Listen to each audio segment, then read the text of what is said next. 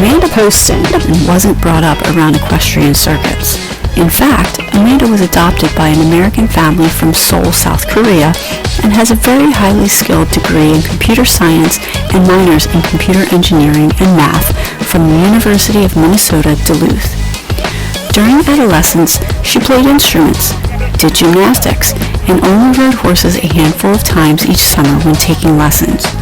So, when Amanda sent an email to info@canterbury.com, no one knew the path Amanda would take to being under the agency of Hall of Fame jockey Gary Stevens or galloping for winning names like Steve Asmussen or Tom Amis. Want to know more? Then let's get to business.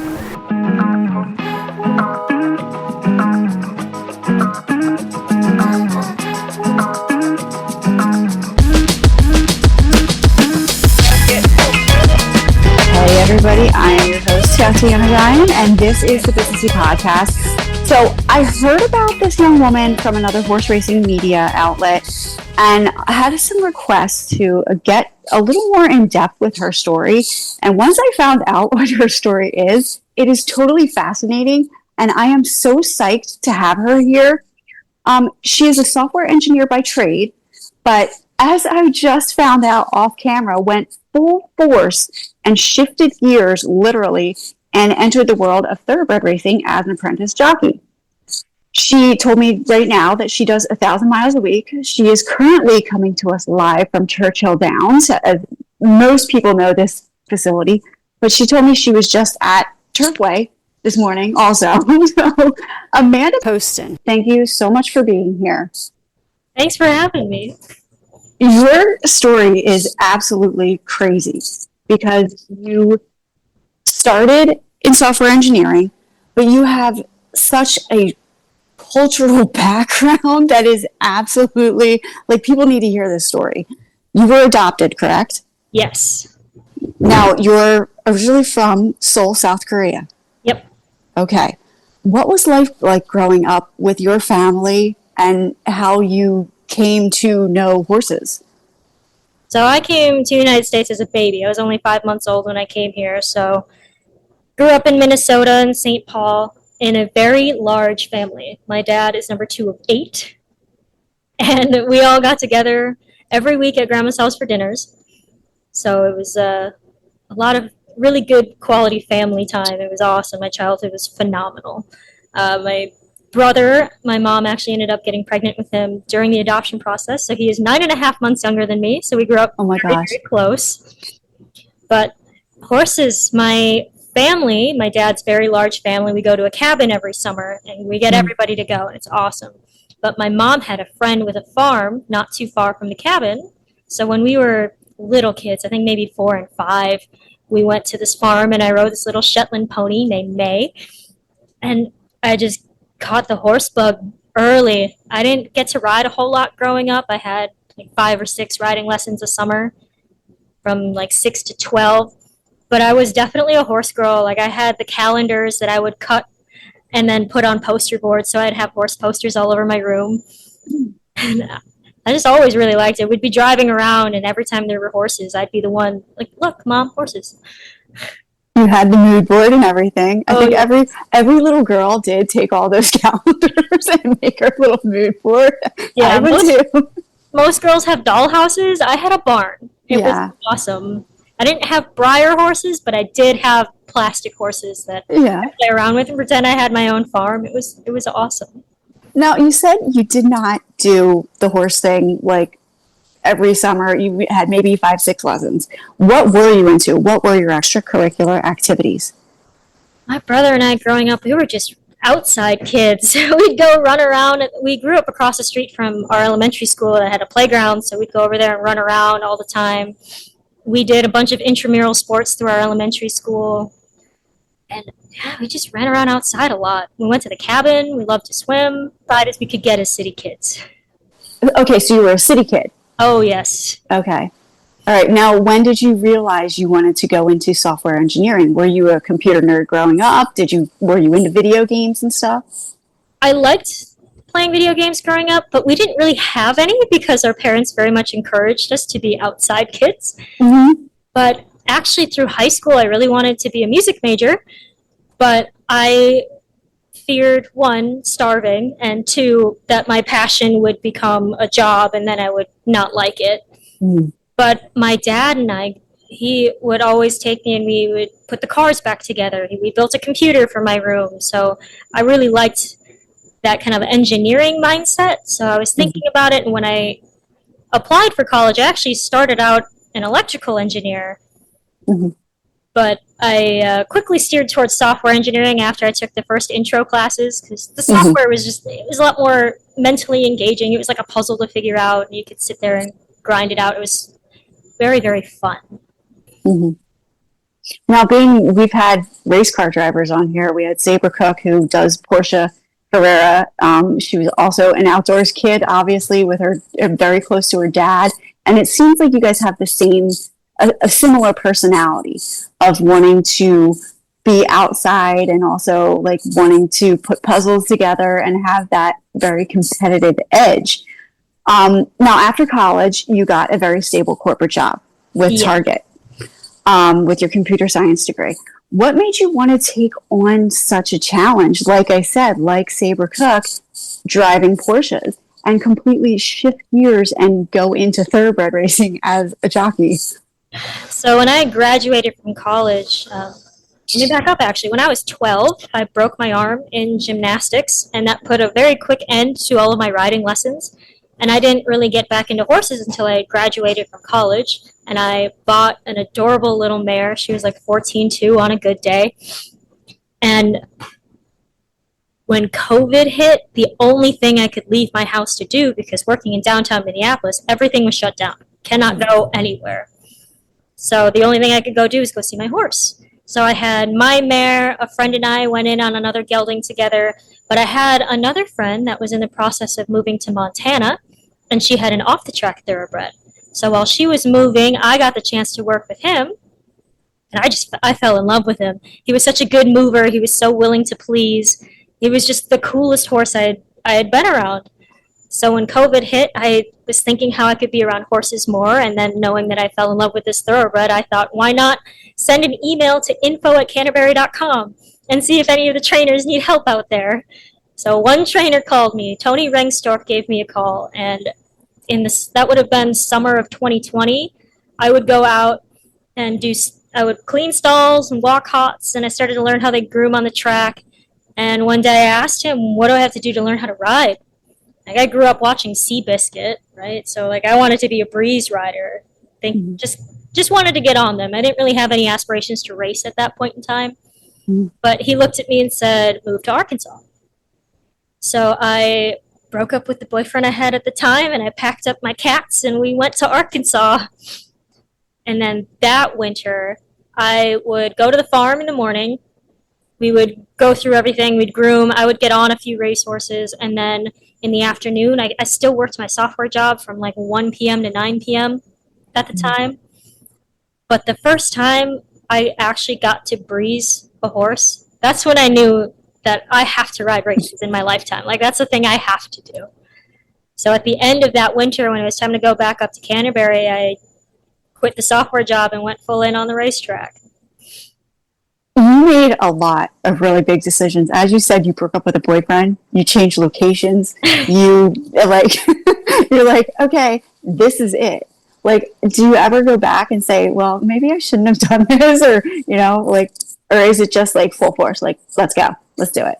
I mean, looking back at it, it was kind of risky to do. That was the first time I'd ever left Minnesota. It was a place that I'd never been with. I didn't know anybody, and it was still COVID at the time. So I was thinking about it, I was like, wow, if I die of COVID in my apartment, no one's gonna know.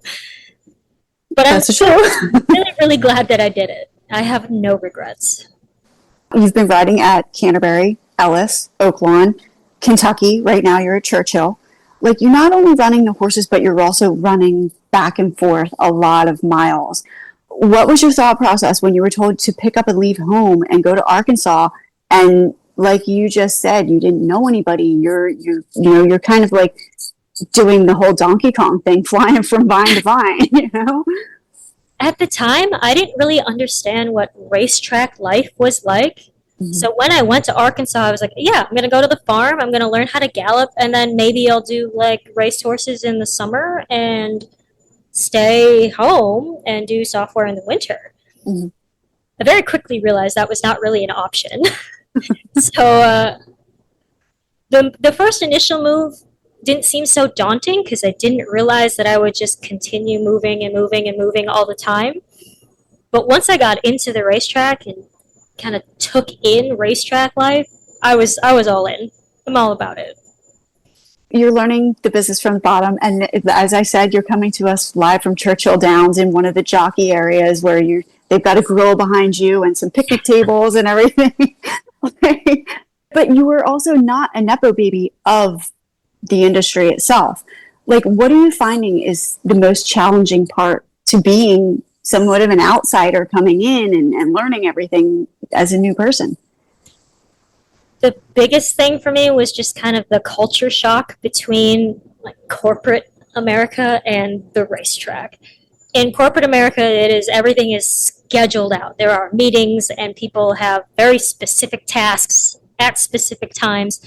And on the racetrack, it's just kind of, we've got this stuff to do and we're going to get it done. And somehow, magically, every day it gets done. And it kind of still blows my mind to this day. Going back to what you said when you first started in, just cleaning stalls and walking hot horses, and what was there anything that came to mind that you were just like, I don't know if I can do this? To be quite honest, the only thing that I made me doubt myself at Canterbury, when you have to dump the wheelbarrows after you clean the stalls, they're in like big dumpsters, and people have to build their own ramps. And our ramp was definitely not OSHA certified. And so trying to dump the wheelbarrow into the big dumpster was the only time I really doubted myself. Well, you're not very big, right? Being an apprentice jockey, how big are you? I am 4'11" on a good day, and I usually weigh about 103 pounds. So you're pretty good at making weight every time. I've never really had to worry about it. I did one time have a horse get entered at 101. Mm-hmm. That was mind-blowing. The trainer was very cool and agreed that 105 was okay. What's it like going into a situation and working with different trainers? Is there anything that, as a jockey, that you could do? And again, as I said, as not a nepo baby, you've never been in this industry. You're learning everything from the ground up. What kind of advice would you give somebody who's thinking about doing this? If you really want to do it, do it. You just have to find the people that are willing to help you and teach you, because there are plenty of people that will take you on, but there's a handful of really good people that will take the time out of their day, out of their morning, to really teach you what you need to know. I was so lucky, and when I started in Tony's barn, his assistant and his main groom, Victor and Omar Morales, they taught me everything I know on the ground, and that was so helpful for when I wanted to start riding. The assistant that I started with is Marissa Short with Steve Asmussen, and huge credit to her, because when I started for her, I looked like I didn't even know how to stay on a horse. Mm-hmm. And she taught me everything I know on the back of a horse, but having that groundwork from the people I had been with before helped me to be in a position to continue to learn from her. So finding someone that's really willing to teach you is so important. Coming from that corporate background, also software engineering, and seeing how the industry itself is changing shape with not only the inception of a lot more Asian horses, Asian trainers, Asian riders, but also Asian support as sponsorships. Not like software engineer, we just had Side Games with a huge sponsor at Breeders' Cup. What do you see as someone from that cultural aspect, being, originally Asian, and seeing more people like you out there? It's really cool to see. Because growing up, I grew up in St. Paul. I grew up in a very large family, but everyone I looked at around me, they were all, white people, and it never really bothered me as a kid because I grew up with it. It was kind of normal. But as I got older and started to branch out into the world as an adult, it is so cool to see other people that look like me. And it's really cool to see people that look like me succeeding and doing well and giving back. And I hope someday I can be that person for some other kid out there. That's so awesome. And like I said, the Japanese teams are really like emerging out there with I almost horses. cried when Trevor Young won the Classic. It was so cool. I've been rooting for that horse since he ran in the Derby, and it was so cool to see. Now, as a jockey and now following all of the breeds, as you just said, following Forever Young, coming from Japan and doing his thing, and seeing the breeders now getting into really developing their programs. How does that make you feel like moving forward? Would you go into more of the breeding, or are you going to stay as a jockey? I don't think I would go into breeding. I just don't really have the brain for the bloodlines and which lines would go well together. It's so cool, and I love to hear about it. But my brain does not put those pieces together as well as I think breeders and bloodstock agents actually do. But I'm not really sure what I would do someday when I decide to stop riding, but for now I'm very, very focused on the riding part. And what comes after, I think we'll just kind of, something will come up, something will fall into place. Now, getting all your rides lined up on a daily basis, as you said, it's kind of like, it's not corporate at all. You have everything time slotted and dealing with that. Like, how do you deal with that where everything's really fly by the seat of your pants? I have an agent that helps me a lot with that. So my agent is Gary Stevens, which is like amazing. It's so cool. The things that he says and knows, like he's probably forgotten more than I'll ever know. But having an agent is very, very, very helpful. And a lot of the trainers that I get on horses for, they're all such cool people. They're all so chill. And if things need to change or shift, a lot of them are willing to do, yeah, that's fine. We'll make it work. So it's just comes down to people just being really good people, I guess. What do you see, like looking back from 2020 when you sent that email to now being engulfed in the industry and dealing with people like Steve Asmussen, Gary Stevens, having these opportunities with these really big names? Do you ever say, okay, I can't screw this up?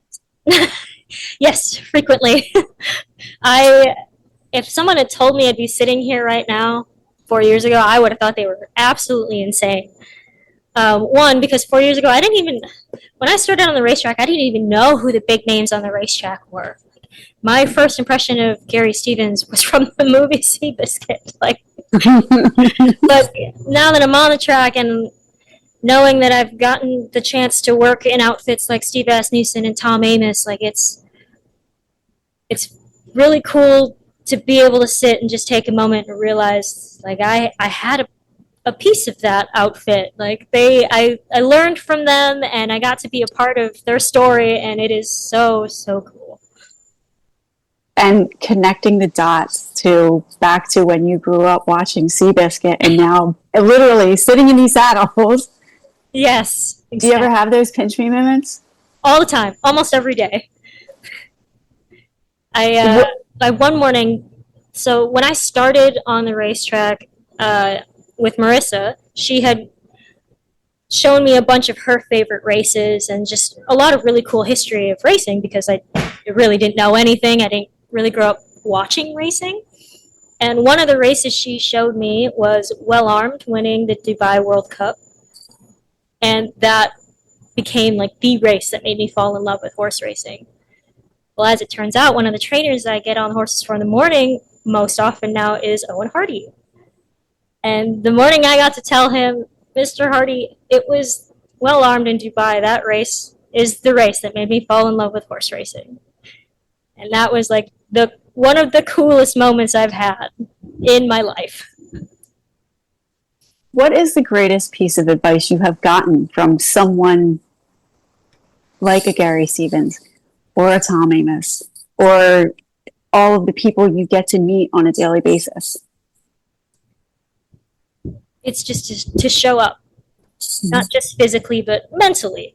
Because do what you can. Like, when you come to work, don't just come to work and go through the motions. Like, anyone could sit on a horse and let it go around the track. But it takes a real rider, a good hand. Like, there's a difference between a gallop rider that will sit there and let the horse go around the track and an exercise rider that will work with the horse and get them to use themselves and try to get something out of the training to make the horse better. So just showing up and caring about what you do. And I've heard that from every barn I've been in and everyone that's ever given me advice, that all of their advice really comes down to that, is make sure you show up. Not only being a jockey, but a female jockey with such a high-end degree as computer science, like, how do you want women to be seen in the industry? Equal. I want all of us to be equal.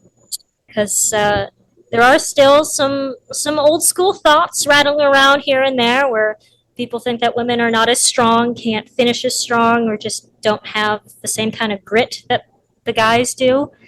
And I just want people to look at a female jockey and a male jockey and choose between them based on how they fit the horse, not because one is a man and one is a woman.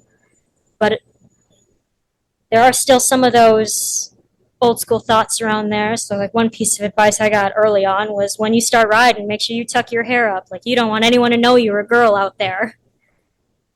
It's like, oh, which is decent advice. Like, there's a riding style everywhere you go. There are riding styles, and when you're learning to ride, you watch who you like, and you try to kind of develop your style, picking pieces out of other riders, and you want to develop your own. But I want someday where it doesn't have to be, you don't want to look like a girl out there. Well, I think you have some really good people breaking those molds. Katie Davis on Race for the Crown. We just had Rachel over from Indy, who is an analyst out there, saying, like, suggesting, have you ever thought of putting a girl on a racehorse because maybe she doesn't like men, or maybe that horse doesn't like men. Maybe, things have happened. And have you ever had one of those moments where you're like, hey, maybe you should put a girl on a horse? There was a horse down at Oaklawn last winter. Nick Juarez had ridden this horse before, and he had heard that I was going to ride him when he was out of town. And he sent me a message. He's like, just be careful with that one. He's all boy, that horse. But when I got on him, and we had a pony, so my friend was ponying me, and we get up to the track, and he was shockingly well behaved. And we were like, okay. So we waited until we got back to the barn and be like, I think maybe he just likes girls. Maybe this horse does like girls. So Really? Yeah, it was kind of cool because he was shockingly well behaved. That's awesome. Going from being a jockey to, being an apprentice jockey and looking forward to becoming a regular riding jockey, maybe in some big races. What do you, mindset-wise, how do you get prepared for that? So as an apprentice, your biggest goal is to make a name for yourself. You have the weight allowance as an enticement for trainers to use you and prove that you can compete out there with the journeyman. So right now my focus is trying to make sure every time that I get on a horse, I am showing up in my fullest ability, because I don't ever want to be a rider that trainers think is a passenger. I don't want to just be a passenger on a horse. So make a good name for myself as an apprentice, because once I lose the apprenticeship and become a journeyman and don't have that weight allowance, it's all on reputation for whether trainers are going to use you or not.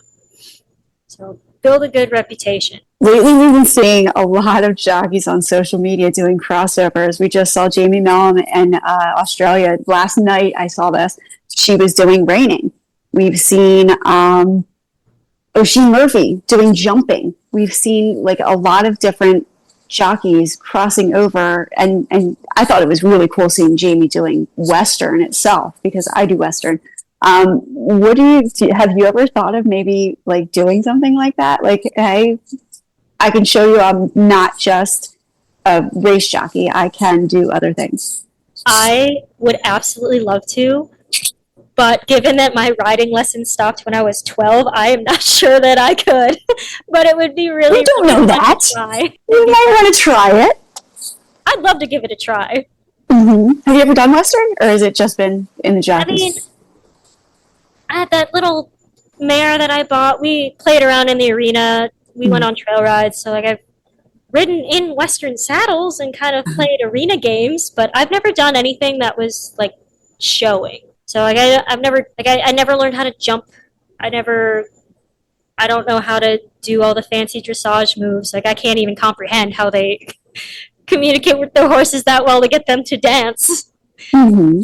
I think watching barrel racers, I watch them and I think in my head I would fall off, but it would be so cool to try. We'll give you some tips from Dusky Lynn Hall because she was just on and she's amazing. 11 years old, $1 million. So Wow. really, yeah, exactly. So I think girls can do whatever they want to, putting their minds to it, and that's why I have asked you to come on, especially because, like I said, I heard your story, and it was crazy to, once you sent me that bio, also to read into your background that you have never come from this industry. You were adopted to begin with, and just hearing your story, what do you say to people, especially right now with social media, being online, having people like shove a microphone in your face and saying, well, hey, like these really negative people, no, you can't do it. You're just a girl. You're this, you're that. What do you say to them? I haven't had a whole lot of negativity around me, or I just haven't noticed. Could be either or, but I've never had anyone say, like, you can't do this because you're a girl. But there was, like, I remember seeing one comment on a post, and it was like, well, time to go back to software engineering. You ain't winning races anytime soon. It's like, well, I mean, I do have 5 wins with an entire apprenticeship. Like, my bug didn't start until October 1st, so I have almost a full year of my apprenticeship left. And to brag a little, 2 of those wins were in Godolphin silks. So, I mean, I think this is going pretty well so far. I'd say that's pretty good for people that don't know that those wins were in Godolphin silks. Yeah. How important is it to get to be with those teams like Godolphin? It is, first and foremost, it is so cool and honoring and humbling to be able to get on horses for them. But creating connections with owners like Godolphin and trainers that train for owners like Godolphin is important, but it's just as important to connect with smaller trainers and smaller owners, especially as an apprentice, because those are the people that are more likely to use you. It's very, very, very cool, and I'm still riding the high of those wins in the Godolphin Blue, but those connections, it's really cool, and I really hope to continue to grow those connections, so maybe they'll consider using me as a journeyman or even further down in my apprenticeship. But it's still important to make connections with the smaller trainers and the smaller owners, because racing wouldn't survive without the smaller trainers and the smaller owners. So they are, in my mind, it's just as important, if not more important, to continue to maintain and grow relationships with the smaller guys too. The backbone of the industry is the smaller guys that give the competition out there. So I am right there with you on that one. Now, where can people find you on social media and follow you? Where will you be racing? I have an Instagram. I don't remember to post on it very often. The Instagram is See My Soul, SEEMYSEOUL. And then I'm pretty sure TikTok is AKPOSTON, just AK Poston. And then Facebook is just my name, Amanda Poston. So I think I do the most posting between Facebook and TikTok. So. What do you think of TikTok being such a big part of horse racing now? Like, everybody's posting videos. I love it. And I love all the goofy videos too, like the Bugatti videos of all the jockeys. So funny. I think it's great that horse racing has any sort of outlet to have more exposure, especially more positive exposure. Like, I'm gonna forget his name right now, of course I am, but that really big influencer that has a part of Sandman. It's so Griffin. cool. Yes. Griffin It's Johnson. really awesome that he was able to share his experience with such a wide audience in such a positive and informational way. Like watching him putting on polos was great. Like that kind of stuff is definitely a positive and something that will help the industry a lot, I think. What do you think of people that have such a negative outlook on the industry? And because I've felt it online before too. A lot of people saying, "Oh, well, you support animals being killed." I don't support that. I support the industry getting better at not having that happen. What do you see, and what is your outlook on that? And how do you handle people like that? It's really a shame because you know that everyone that posts and thinks those negative, they've never been to a barn on the backside. And there are a couple of people like, yeah, I have. I worked years at so and so's in this track. Is like, well, when's the last time you were there?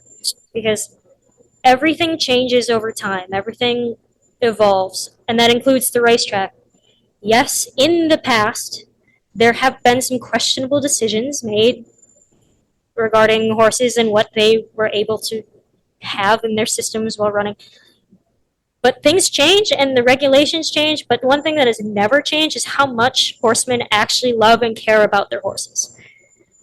And I really wish there was the people that have these negative opinions. They've never given themselves the chance to see that, and I think they should because these horses are not only well taken care of and pampered, but they're quite genuinely loved. What do you suggest some people do to come out to the racetrack and experience that more? If you're at a track that does a backside tour, do it because being able to see what goes on the backside is eye opening. And I'll admit it, when I was younger, like in high school, we'd go out to the track like on Father's Day, I guess, but that was my only exposure to the track besides a few movies here and there, and then what everyone said about the racetrack. And I was like, I don't know, man. They race them so young, and they just kind of discard them. And I legitimately thought that RRP stood for Racehorse Rescue Program until I got to the track, and it's the retired racehorse program because racehorses don't need to be rescued. They retire out of racing, which is great, and they move on and they do cool things, but they don't need to be rescued because the place they're coming from really loved and cared about them. And that was really, really cool for me to be able to see firsthand. And that's kind of why I caught the racetrack bug of all the horse girl things. But being around people because the racetrack, it's not just a job for anyone on the backside. It is a full-on lifestyle. Not just because you have to move around to different tracks with the different meets in the year, but the amount of time that it takes because horses they're every day they need care, and because these racehorses are in stalls instead of turned out, you do have to be there multiple times a day. Like people don't do that for animals they don't care about. Well, also people I think will experience on backside tours that they're not just cared for by the humans themselves. A lot of them have like little friends, such as goats or dogs or something, or stuffed teddy bears, help these horses condition through the day, not only out on the track, but in their stalls while, recuperating from their runs. Exactly. It's so fun to see all the goats running around on the backside. Owen has this he's got to be a 300-pound goat. And he walks the shed row and he picks which horses he hangs out with. And he always seems to know which horses need his emotional support. And trainers don't have, I'm sure some people have goats just because they're pets and they're fun, but they get them as companions for the horses because they care about their horses and want them to feel comfortable and relaxed and enjoy their lives. What's your favorite track been so far, girl? I think my favorite track that I've been to has been Saratoga. Okay. There is nothing like Saratoga. It's like being in a whole nother world over there. The backside makes you feel like you're at summer camp. The front side is electric. Like, it is absolutely crazy. They open the gate, people literally sprint to go set up their chairs and their coolers. And there is this unspoken law that if there are chairs and coolers, no one will touch them and no one will move them because everyone just respects that there. It's so cool up there. I love it. So glad. You seem to be loving the culture itself, that it's quite family-like. Yes. All right, so where can we find you riding? So in the summer, spring, fall-ish, I am based in Kentucky. So as Kentucky goes, that means you can find me anywhere at like Ellis or Turfway or Churchill or Keeneland or Indiana or Belterra. And I also drive out to Presque Isle a lot. So it's, when you're in Kentucky, it's kind of Kentucky and the surrounding 6 hours. I was going to say, you come up to Presque Isle. That's kind of far. Yes. But then in the winter, I'll go down to Oaklawn in Hot Springs, Arkansas. All right.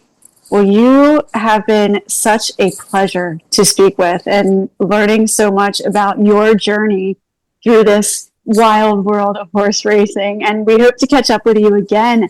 Amanda Poston, thank you so much for being here. Thank you for having me. This was awesome. I am Tatiana Ryan. This is the Businessy Podcast, and this has been Apprentice Jockey Amanda Poston. Amanda, thank you. Thank you.